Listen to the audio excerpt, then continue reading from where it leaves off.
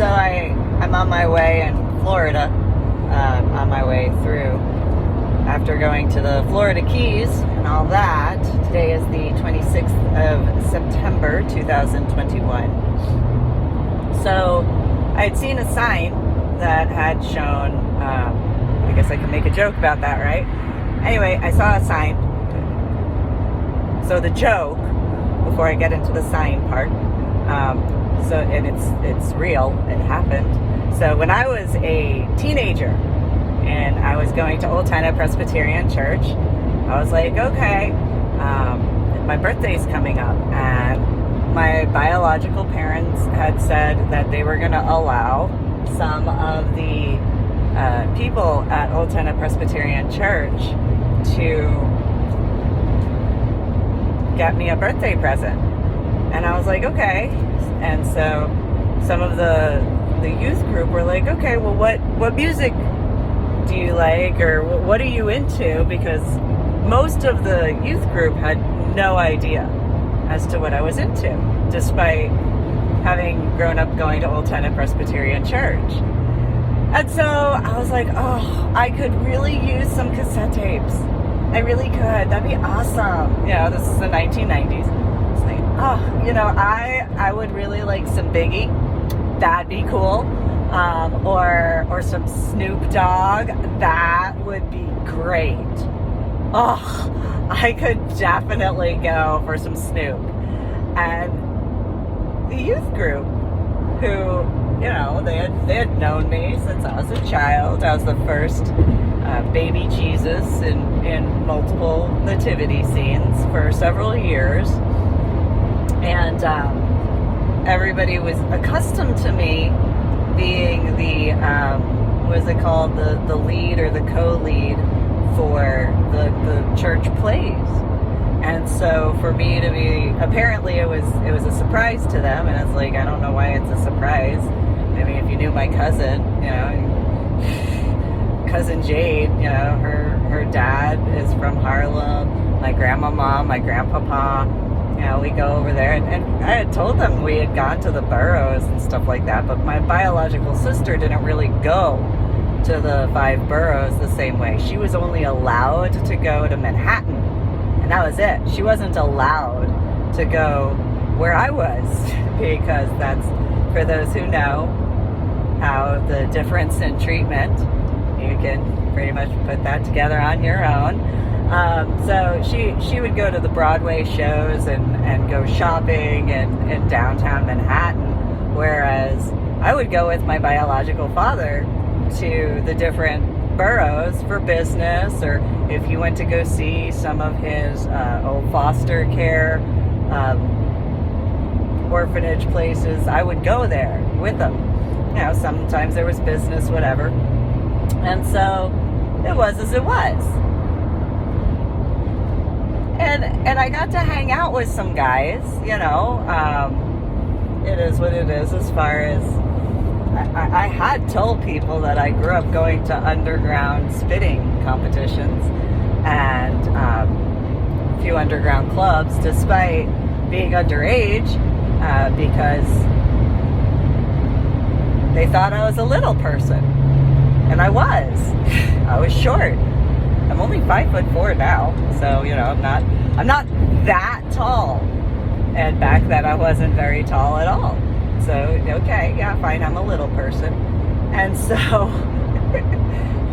I was like, okay, if I can get what I want for my birthday, I want Snoop. I want to listen to Snoop. I want to listen. I could hear him on the radio, but on my own cassette tapes. And same thing as far as Biggie. Let's see, who else was I wanting to? Oh, Coolio, because I'd heard the song on the radio, but I knew that there was more to that. And then I was like, oh, and then there's the Woo Woos, and they're like, who are the Woo Woos? And I'm like, the Wu-Tang Clan.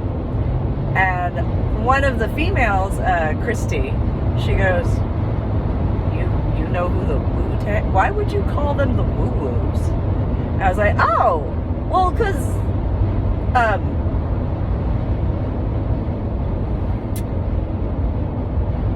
I just call them the woo-woos. That's it. I just call them the woo-woos. And that was all I said. And she's just like, that's the most stupid thing I've ever heard come out of your mouth. I was like, well, I'm sure I could say something worse. I have a feeling. I have a feeling. You know, we're in high school. Just gonna leave it at that. And so instead I got Ace of Base and Green Day. Now I do like Green Day.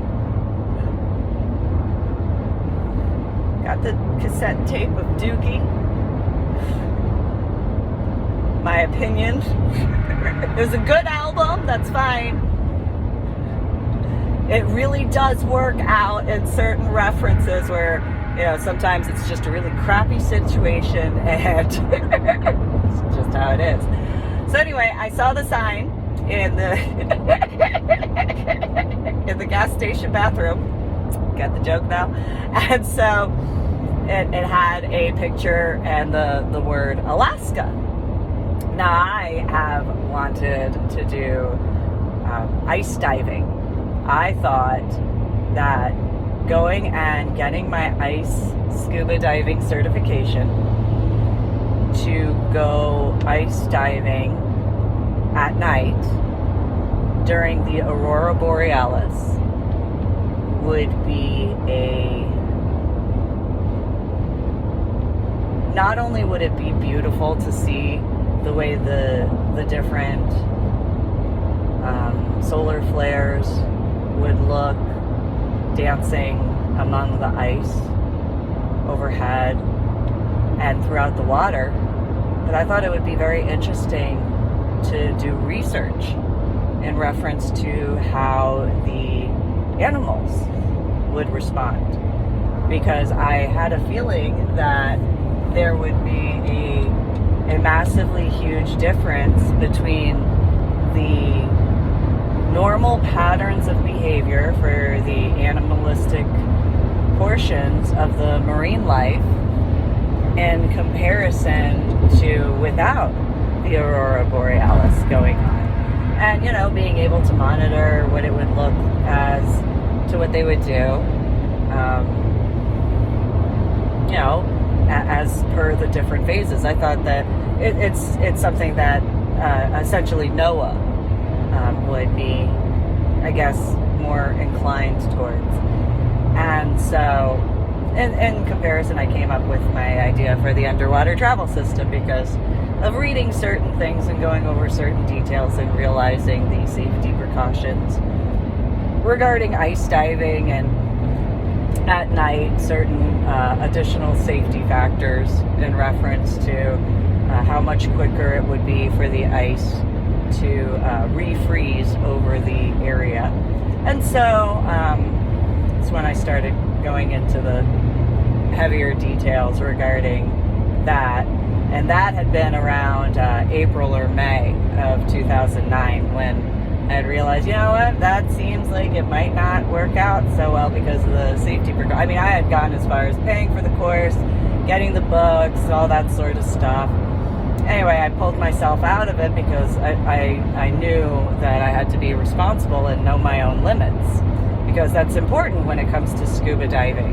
You know, whether you have a good scuba dive partner or not, when you go scuba diving, you have to know your own personal limits.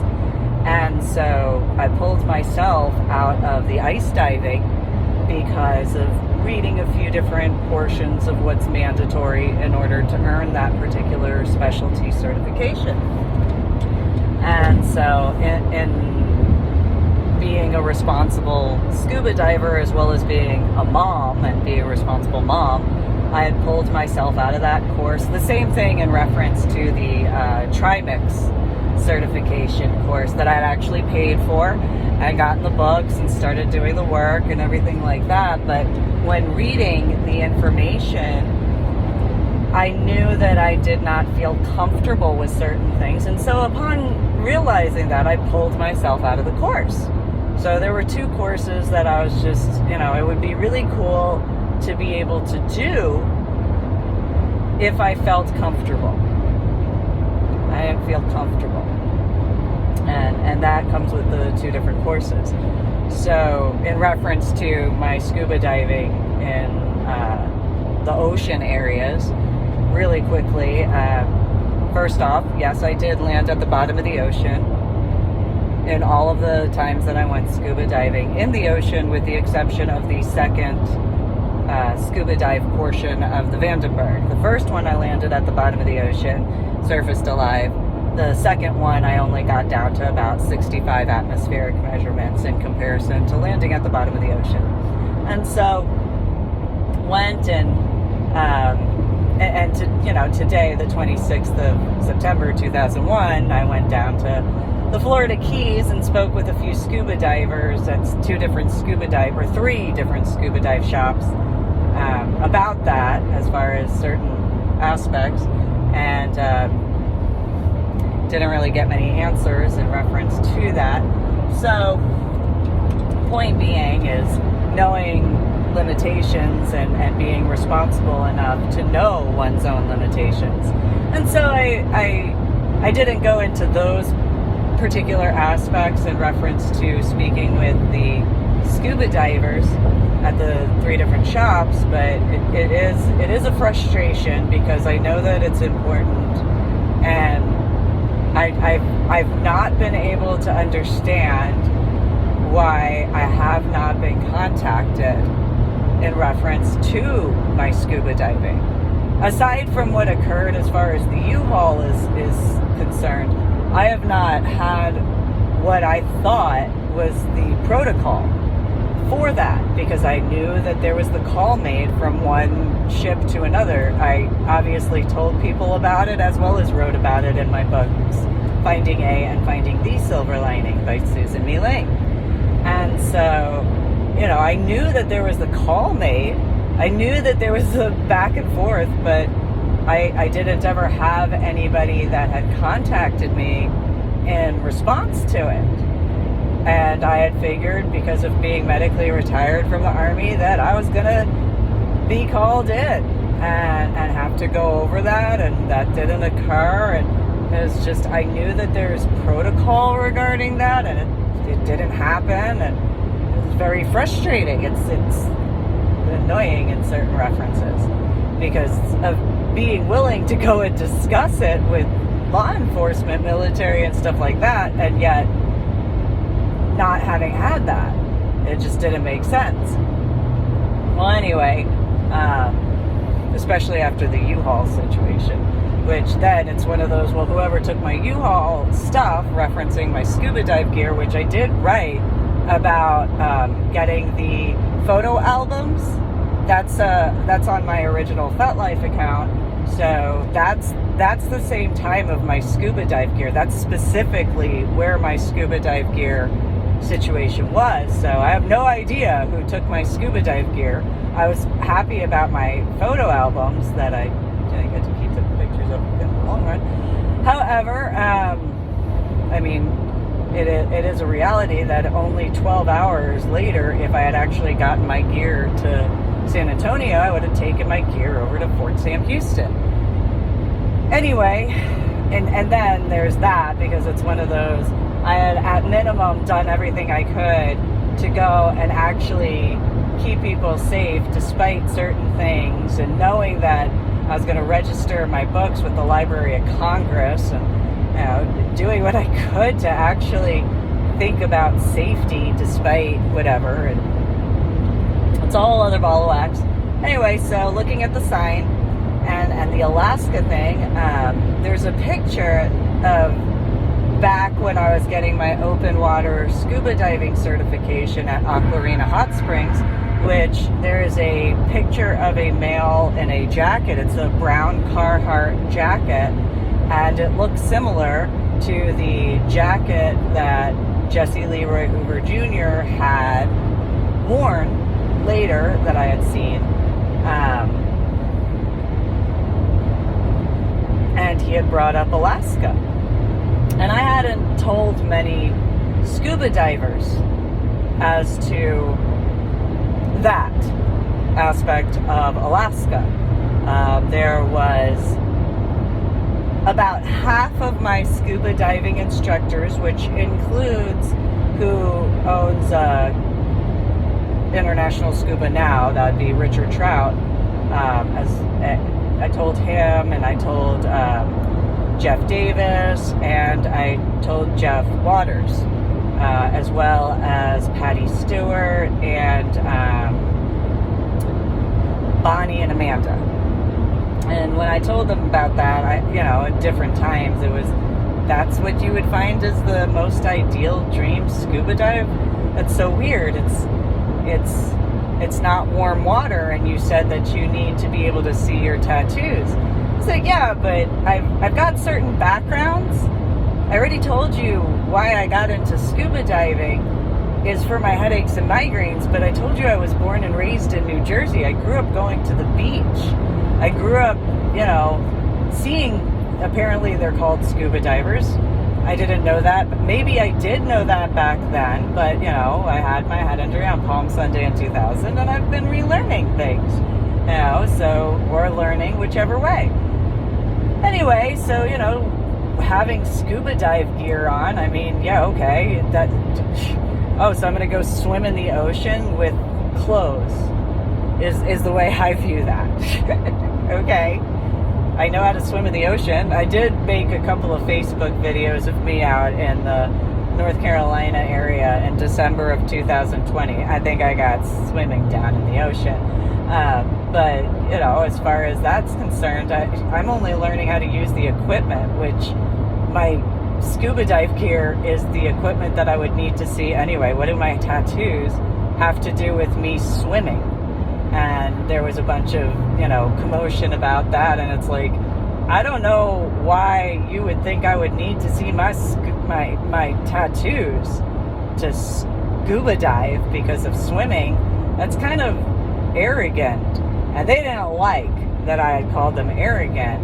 And I was like, well, would you prefer me to use another word? And they're like, yeah, actually you could. And I was like, okay, ignorant. That's pretty ignorant of you to think that I would need to see my tattoos while swimming. I grew up swimming in the ocean. Why would I need to see my tattoos to go swimming? And so there were a few disagreements, other than the fact that I did not want to become a scuba dive instructor. And so it was as it was. Well, there is a picture from my open water scuba diving certification at Aqua Arena Hot Springs. And there is that Carhartt kind of color and jacket up. And the male, in reference to the Stoney LaRue concert and at Cowboys Dance Hall in March of 2013, had said that he had been stationed at Elmendorf Air Force Base in Alaska when 9/11 had occurred. But then it was weird because he said something about 2006, which 9/11 had occurred in 2001. And so there were a few oddities as far as what he had claimed as far as his involvement with the military. And I've written about that. You can go to my website, www.susanmeeling.com, and you can check out stuff as far as the Ornery PSA area. And so he had brought that up, and he had said, as far as after Arizona, there was something that happened in Arizona. I can't remember what it was. It was after the pool, in regards of me going swimming, and I don't usually wear bikinis. I've worn bikinis for modeling pictures, and I've worn bikinis for a performance. But swimming in bikinis, that's a no-go, because I'm not a normal swimmer. And so I tend to be a little, I guess maybe rough is the word, I don't know. Nonetheless, I've had bathing suits break, I've had bathing suits slip off, and so I usually only wear a one piece because I grew up learning how to swim in the ocean for years before I ever set foot into a pool.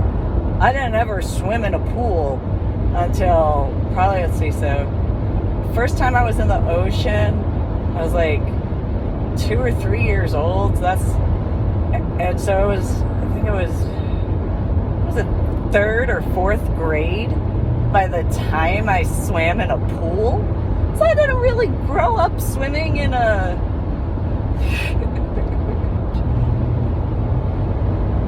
non-pool. Yeah, I just grew up swimming in the ocean. Like every summer. It's a different way to learn how to swim. And so being in a bikini in Arizona, the bikini broke and I had to change it several times. Something else happened, I can't remember what it was, but then he had brought up going to Alaska. And I was like, why Alaska? That doesn't make sense. I'm confused. Like, I'm very, very, very confused.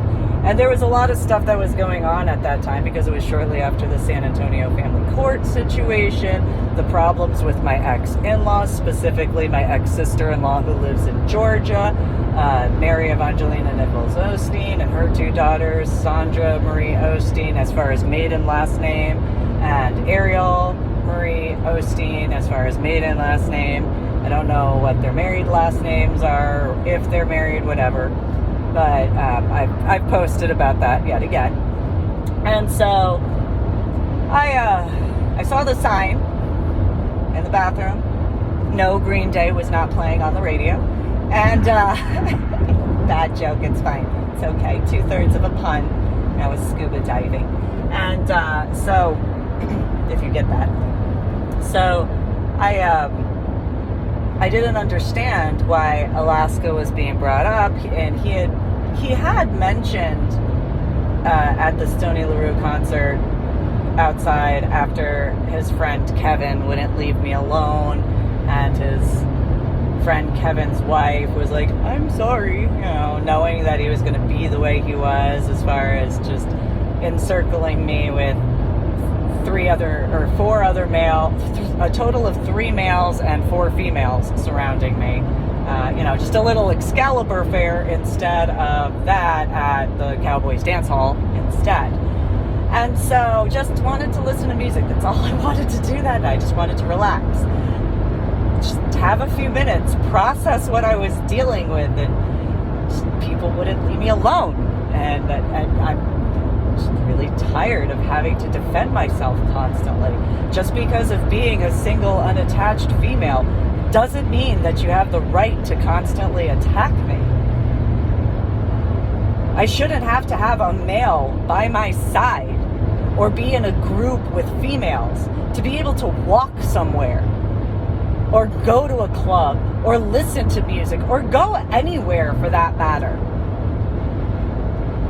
But, there are certain types of females that have been problematic, and there are certain types of males that have been problematic as well. Nonetheless, I just wanted to just breathe for just a little bit because of the amount of stuff I was dealing with. Nonetheless, that particular situation later in Arizona, and after going to the Presbyterian church out there, was when it was, we're going to go to Alaska. And I didn't understand. I knew that there was the problem in reference to online, which there was stuff going on Facebook that I had showed my son, and I had shown the FetLife stuff to Jesse, and people were saying that they were seeing me in different areas of Texas. And so we're on Facebook, they were saying that they saw me in like Austin or Dallas. There were people on FetLife that were saying they were seeing me in San Antonio or Houston or other areas, which made absolutely no sense whatsoever. And this is before more current times with the AI that I've noticed in reference to one of my 2 Instagram accounts, because I actually got a notification that one of my Instagram accounts, the Reverend _Susan_me Ling had posted, but I hadn't posted it. I had posted under my www Susan Mealing Com account, and so it was well before then. That was back in 2013. So on the way towards Alaska, I realized the school thing or planning or something, I can't remember the whole thing. There was commentary about how he had several firearms, and he didn't tell me he had firearms. And so I've dealt with a few things over the course of my life, and not long before that situation, I mean, I think it may have been just shy of a full 12 months, I had to take a firearm away from my daughter that she had taken after. It was the Fort Sam Houston situation. So, you know, between that, among other prior relationship issues, you know, being informed of firearms after, in comparison, and having my son to take care of as well, you know, okay, I'll do what I can to be as safe as I possibly can. So that way my son can be safe and live, and I can be safe as best as I can and not freak out my son. You know, because he's dealing with the situation as far as his sister's concerned, and I'm doing the best I can as a mom. And I'm not even able to process at that point. I hadn't even begun to process what had transpired in a larger way. So it was a lot, to put mildly. And so discussion as far as Alaska was concerned, and then realizing the school and everything, that was the only way I was able to get it to stop and go into Washington State. So in that reference, in comparison, you know, I saw the sign, and it reminded me of that particular picture. I don't know if there's other pictures. I don't know if out there's cameras as to seeing if there's any correlation. I think that there's a few pictures that there are some in the background, possibly. But that's more of a, I don't know if that's considered memory deficit or cognitive disorder sort of thing, to see the similarities in that. However, I know that particular point in time was either, well, it was after two different news articles.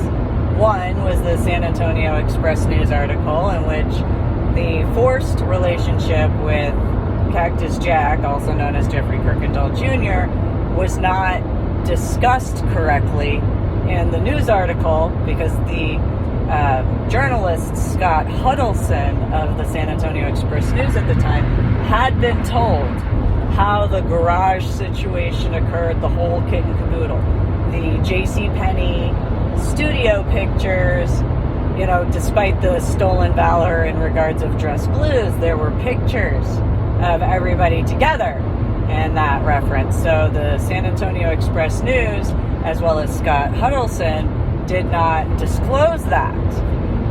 But they did write that it was the fiance, despite the fact of Scott Huddleston being informed that it was not a voluntary sort of aspect, but, you know, important details. Details are extremely important. And so then there's also that time would also additionally be after there was a semi-truck collision on I-35 going south, and I had jumped into the overturned semi-truck. Well, there was the semi-truck that was against the concrete median, and then I jumped into the overturned semi-dump truck that was on its side, where the passenger door was on the ground and the wheels were twisted and whatnot like that, but I had gotten into the door and or technically I got into the window and pushed the guy out after turning off the engine and all the chemicals that were spewing all over the place with the sparks that were going off. I mean, the chemicals just, ate through the fabric of my shirt. Didn't do that to the guy's clothing because I was shielding him from that. But I took care of that to make sure that he could get to safety and get him. I pushed him out, and a guy helped pull from the top part, and then carried him behind my car. It was a VW Beetle I named Zippy because she looked like a bumblebee. And took care of that and made sure that he could make a phone call to his family while the chemicals were eating the fabric of my shirt. Later I got a voicemail. Didn't show that it had the phone had rung. And I didn't know what to do with it because they just said that, they wanted to say thank you. They didn't say anything other than that. They didn't. All the female on the voicemail had said was that she wanted to say thank you, and that was it. And if I could call, okay. But there was nothing else involved with that voicemail. And so, being as I am, well, I don't know what to say to that other than, oh, you're welcome. But, other than that, I have no idea what else to say. So, I just left it as it was because, the guy was able to live. He didn't have any of the chemical issues as far as that getting on his skin. He didn't get burned from any of the sparks as I had. He didn't deal with any of that. So, yeah, he did have to go to the hospital, and that's cool that he was able to get the help and they were able to speak with him.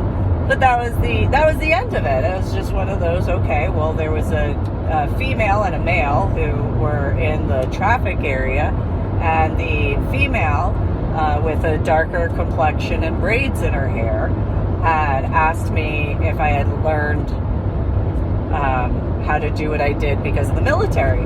And I got nervous and I laughed and I was like, no, because I didn't graduate basic training. And that's not even stuff that would be done in basic training. That would be done in AIT if that was part of training. And that would only be for certain jobs in comparison. And so I was going to say, I had learned certain portions from my biological father, but the female told the lighter complexion, younger male at that time to turn off the camera because she was upset that I didn't bring forward certain things. And it's like, I'm not going to lie about the military. I'm not going to lie about my training. I mean, that particular type of training is not something that you're going to learn in basic training to begin with. So I don't know what you think basic training is, or AIT, because AIT depends on the job you're going to go into. But, she was a millennial, and that is what it is. And certain millennials, they think that because they saw a movie or they saw a television show or what have you, that all of a sudden they know everything. And, it's not necessarily all millennials. There are just certain ones that tend to be that way. And so that was the situation at the time. But going in reference to the Carhartt jacket, that was, I think it was just a little bit under or just at the 1 year point of that particular news article from the San Antonio Express News, as well as the semi-truck incident, which then, shortly before the semi-truck incident was the Bronze Star situation where I had returned the falsely awarded Bronze Star to the colonel and his 2 aides who had been on U.S. soil for less than 7 days. That was given after it was revealed that the Dress Blues had stolen valor.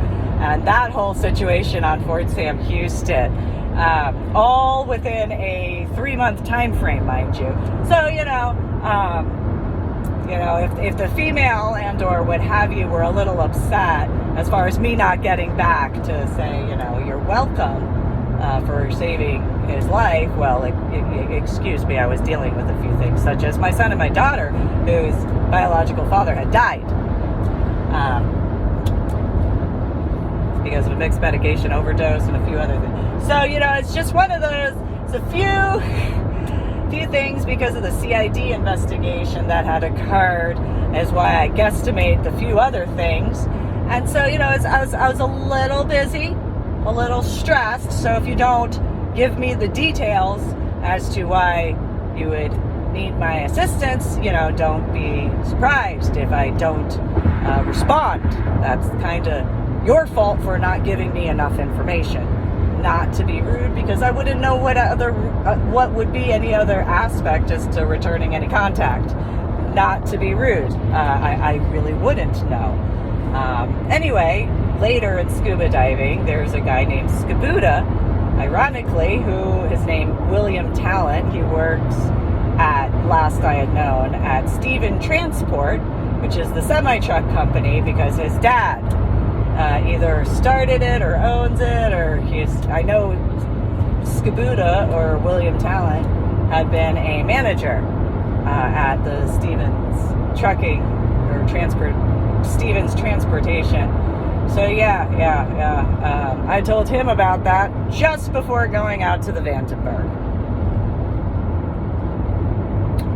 So many weird connections, right? And so I saw the sign, and it was a really crappy situation. I think there's the possibility to laugh a little bit, depending on the fullness of reality regarding that. You guys have a good one.